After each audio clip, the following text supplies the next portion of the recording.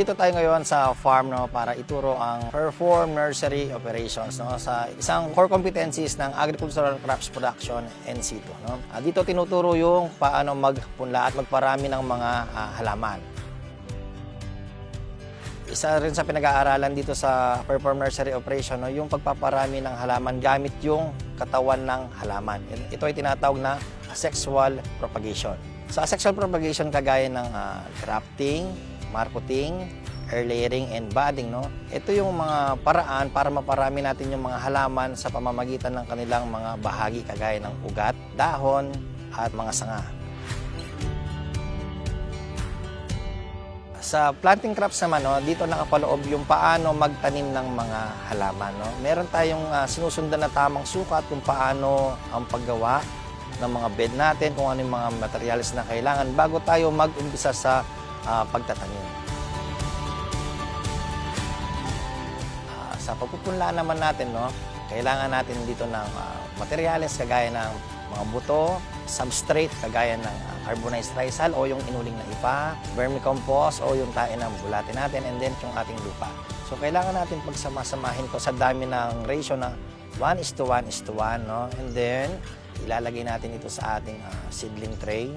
Tapos lalagyan natin ng isang buto kada isang butas. And then after ng 21 days, ito ay maaari na nating itanim.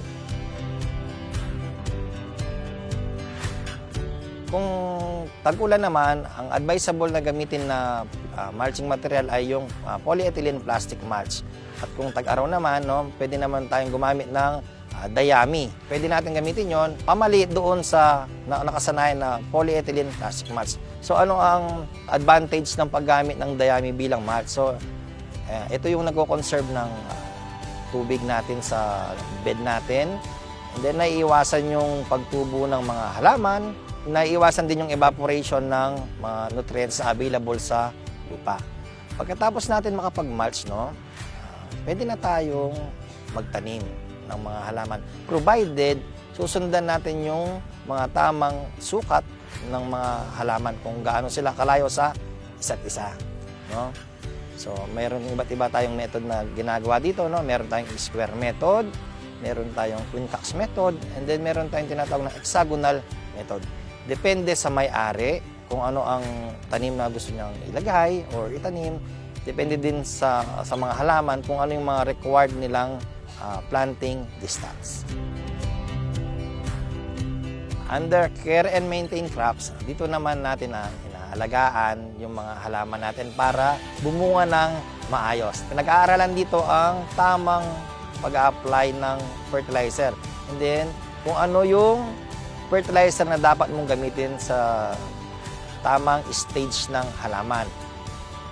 Kasunod naman dito yung apply pest control.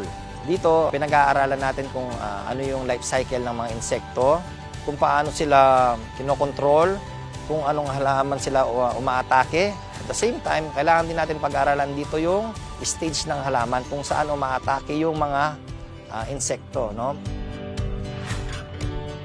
Meron tayong tinatawag na crop rotation na kung saan in every season of crops, pinapalitan natin yung mga tanim natin. Sunod naman dito yung perform, pruning, and physical enhancement activities na kung saan pinuprune natin yung mga halaman. Ang pruning ay just to improve the physical activities and appearance of the plant.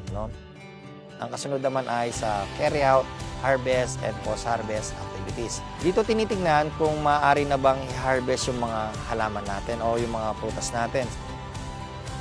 Pagkatapos mong makakuha ng agricultural crops production in situ, maaari kang maging isang farm worker sa mga farm or maaari mo itong gamitin sa pag-apply mo sa abroad. Then makakatulong ito sa iyo para mas maging magaling ka sa iyong trabaho.